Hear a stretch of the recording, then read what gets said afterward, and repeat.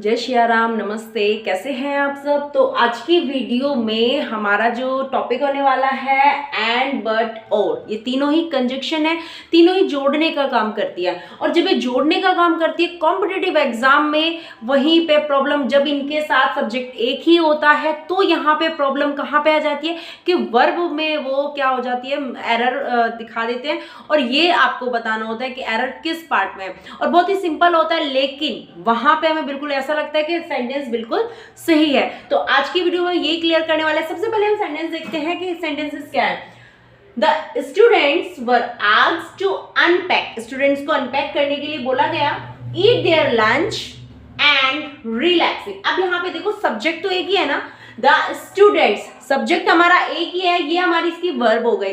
उसके बाद यहाँ पे जो वर्ब आ रही है इसके लिए यहाँ पे कोई सब्जेक्ट नहीं है, यहाँ पे क्या है, सब्जेक्ट छिपा हुआ है। नेक्स्ट देखते हैं, none of the diplomats at the conference was able either to comprehend or solve the problem। अब यहाँ पे देखो none of the diplomats की यहाँ पे बात हो रही है, ठीक है। अब यहाँ पे उसके बाद इन्हीं से रिलेटेड ये पूरा सेंटेंसेस है, मतलब सब्जेक्ट एक ही है और सब्जेक्ट। अब यहाँ पे इन कंजक्शन के बाद कहने का मतलब क्या है कि जो एरर है वो कहाँ पे आपको मिलेगी, कैसे आपको मिलेगी, वर्ब में किस तरह से जो एग्जामिनर होता है एरर निकालता है। तो इस वीडियो में लास्ट तक देखिएगा। और ये आपको टॉपिक आज के बाद अगर इनसे रिलेटेड आपसे सेंटेंसेस आने वाले हैं, इनसे रिलेटेड अगर आपसे एरर पूछी जाएगी तो मैं आपको गारंटी देती हूँ कि आप कोई भी आपका जो क्वेश्चन होगा वो आप गलत करके नहीं आओगे। तो सबसे पहले देखते हैं ये वाला sentence, the students were asked. सबसे पहले मैं इन तीनों का कॉन्सेप्ट आपको बता देती हूँ कि कॉन्सेप्ट क्या है। जब ये तीनों जो आपकी कंजक्शन है जो कि जोड़ने का काम करती है, इनके बाद जो वर्ब आती है वो राइट टू लेफ्ट, आपको देखना है कि कंजक्शन के राइट में कौन सी वर्ब है। जो भी आपकी राइट में वर्ब होगी वही आपकी लेफ्ट में वर्ब होने वाली है। तो सबसे पहले आपको देखना किसमें है कि राइट में कौन सी वर्ब है, उसके बाद आप लेफ्ट पे जाओगे, ठीक है। तो सेंटेंस देखते हैं, the students were asked to unpack. अब यहाँ पे देखो कंजक्शन हमारी क्या है, एंड है। एंड के राइट में जाइए सबसे पहले, एंड के राइट में सबसे पहली वर्ब कौन है, ईट है। तो अब यहाँ पे देखो ईट है, ध्यान से देखना, ईट है तो लेफ्ट में कौन सी वर्ब है, इसके जस्ट बाद आपको वर्ब दे दी जाती है, आप समझ ही नहीं पाओगे। और सेंटेंस देखने में बिल्कुल सही लग रहा है, ठीक है। एंड रिलैक्सिंग, अब यहाँ पे अगर V first it means verb की फर्स्ट फॉर्म है तो यहाँ पे भी तो वर्ब की फर्स्ट फॉर्म होनी चाहिए ना। तो यहाँ पे रिलैक्सिंग नहीं होगा, यहाँ पे ओनली क्या होगा, relax.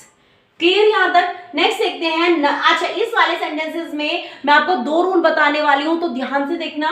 None of the diplomats, जो डिप्लोमेट्स की बात हो रही है, एट द कॉन्फ्रेंस, कोई सम्मेलन है उसमें, was able either to comprehend, ठीक है, और सोल्व द प्रॉब्लम। कॉम्प्लीमेंट होता है किसी चीज को समझना, ठीक है। अब यहाँ पे ध्यान से देखना, सबसे पहले तो हम वही चीज देख लेते हैं कि हमारी वर्ब कंजक्शन है हमारी और। अब और के राइट में जाइए, और के राइट में हमारी जो वर्ब है वो है हमारी टू कॉम्प्रीहेंड। टू कॉम्प्रीहेंड का मतलब होता है समझना।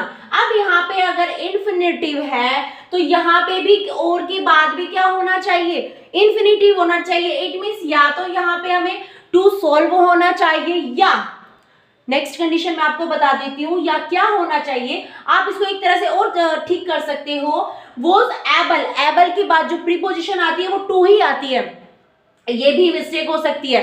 एबल के बाद कोई और आपको प्रीपोजिशन दे दी जाएगी, इसमें भी एरर आपको पूछी जा सकती है। लेकिन एबल के बाद अगर हमने यहाँ पे लगा दिया एबल टू, ठीक है, अब यहाँ से हमने टू को क्या कर दिया, हटा दिया। अब यहाँ पे आइदर कॉम्प्रीहेंड, और अब यहाँ पे जो सॉल्व है ये आपका सही हो जाएगा। इट मींस एक आइदर को चेंज करने से भी आपकी जो प्रॉब्लम है वो सॉल्व हो जाएगी। एंड अगर टू इधर लग रहा है तो इससे पहले भी आपको टू लगाना होगा। एरर मतलब इसी पार्ट में आपको देखनी है, वो आप कैसे भी कर लो कि कैसे आपको एडजस्ट उसको करना है। नेक्स्ट देखते हैं, I never considered him to be a person. मैं ऐसे को मतलब कभी भी क्या नहीं करूंगा, पर्सन कंसिडर नहीं करूंगी। Who would go back on his promise, जो अपने प्रॉमिस से फिर जाएगा। And then do not even apologise. अब यहाँ पे देखो एंड के राइट में जाइए, एंड के राइट में हमारी जो वर्ब है वो क्या है, वुड गो, क्या है, वुड गो। अब यहाँ पे देखो, यहाँ पे ये क्या है, लेफ्ट में क्या है, डू नॉट। अब जब यहाँ पे वुड गो है तो यहाँ पे डू हेल्पिंग वर्ब हम कैसे यूज कर सकते हैं, तो यहाँ पे भी तो कौन सी हेल्पिंग वर्ब आएगी, हमारी जो मॉडल्स होती है वो भी हेल्पिंग वर्ब का ही काम करती है, तो यहाँ पे भी तो वुड नॉट आएगा।